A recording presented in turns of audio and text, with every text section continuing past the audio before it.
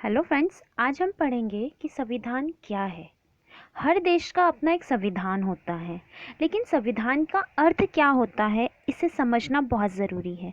साथ में संविधान का वर्गीकरण किस प्रकार से किया गया है और भारत का संविधान किस रूप में सही बैठता है, यह भी देखना ज़रूरी है। तो हम स्टार्ट करते हैं कि संविधान का अर्थ क्या है। संविधान जो शब्द है वह दो शब्दों से मिलकर बना है, जिसमें एक शब्द है सम और एक शब्द है विधान। सम का अर्थ होता है बराबर और विधान का अर्थ होता है नियमों और कानून। इसका अर्थ यह है कि एक ऐसा कानून जो सभी के लिए बराबर हो, अर्थात वह नियम जो सभी नागरिकों पर एक समान लागू होंगे, वही क्या कहलाएंगे? संविधान कहलाएंगे। संविधान को इंग्लिश में कॉन्स्टिट्यूशन कहा जाता है और संविधान जो है वह किसी भी देश की नीतियों और सिद्धांतों का एक संग्रह होता है, जिसके आधार पर उस देश की शासन व्यवस्था को संचालित किया जाता है। सभी देश को चलाने के लिए नियमों और कानूनों की आवश्यकता होती है, जिसे मानना उस देश के हर नागरिकों के लिए ज़रूरी है।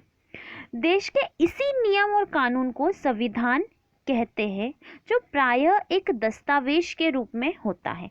अगर हम इसे ही आसान शब्दों में कहें तो एक ऐसा लिखित नियमों या उपनियमों का दस्तावेज जिसके माध्यम से सरकार का संचालन होता है, उसे ही संविधान कहा जाता है।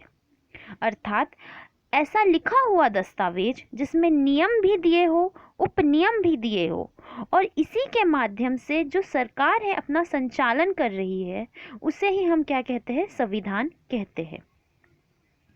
इसके बाद हम देखते हैं कि आखिर संविधान की ज़रूरत क्यों है, आखिर आवश्यकता क्यों है संविधान की। तो संविधान की आवश्यकता इसीलिए भी है कि आखिर किसी देश की जो शासन व्यवस्था है वह किस प्रकार होगी। शासन व्यवस्था में क्या आ जाएगा? क्या वह देश राजतंत्रात्मक होगा, धर्मतंत्रात्मक होगा या लोकतंत्रात्मक होगा? इस चीज़ को जानने के लिए भी संविधान की आवश्यकता है।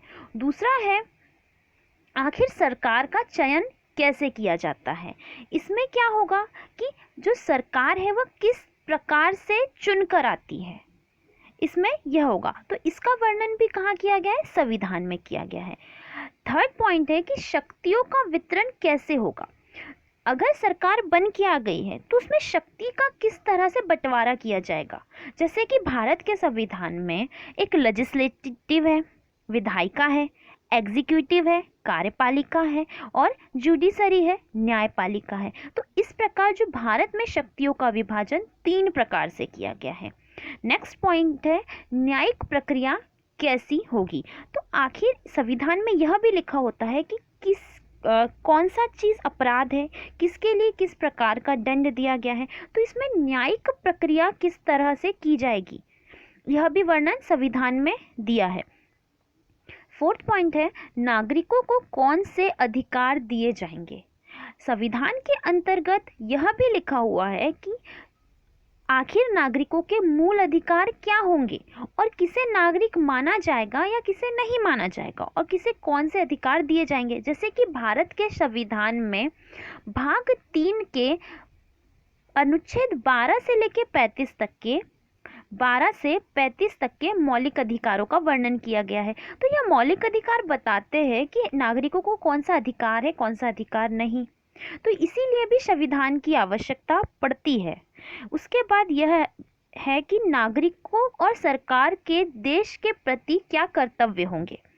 जैसे कि भारत के संविधान के भाग 4 के क में अनुच्छेद 51 क में लिखा हुआ है कि जो नागरिक है उनके देश के प्रति और सरकार के देश के प्रति क्या कर्तव्य होंगे। तो इन सभी का वर्णन संविधान में दिया हुआ है।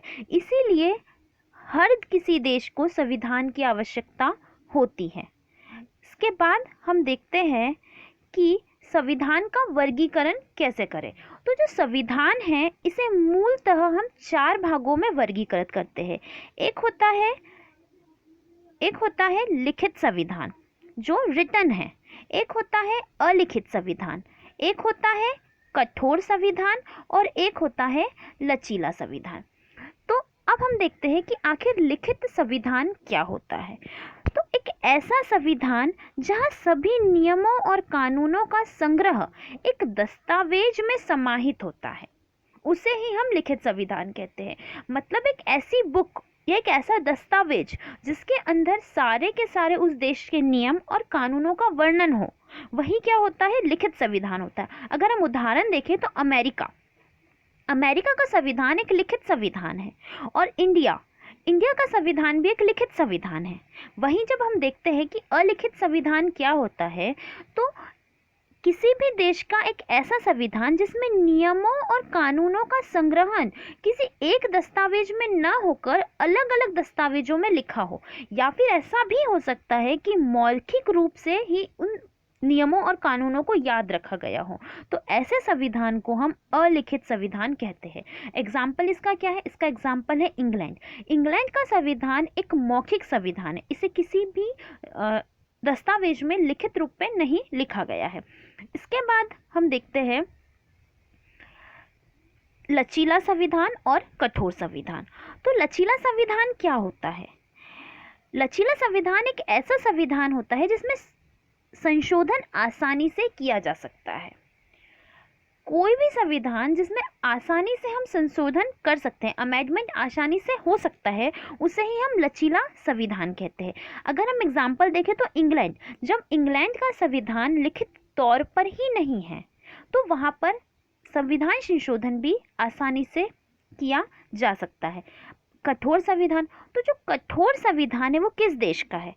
तो कठोर संविधान अमेरिका का है। लेकिन कठोर संविधान क्या होता है?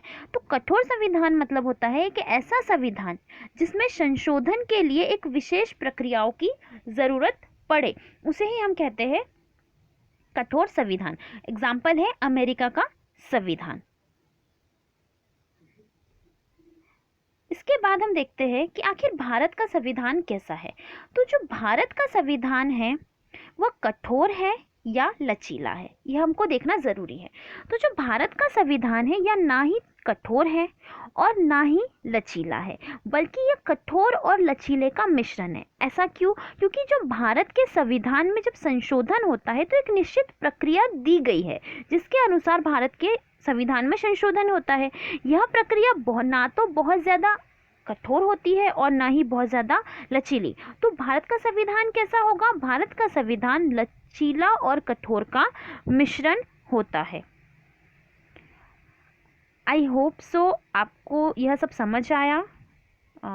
अब मिलते हैं नेक्स्ट वीडियो में। Thanks for watching.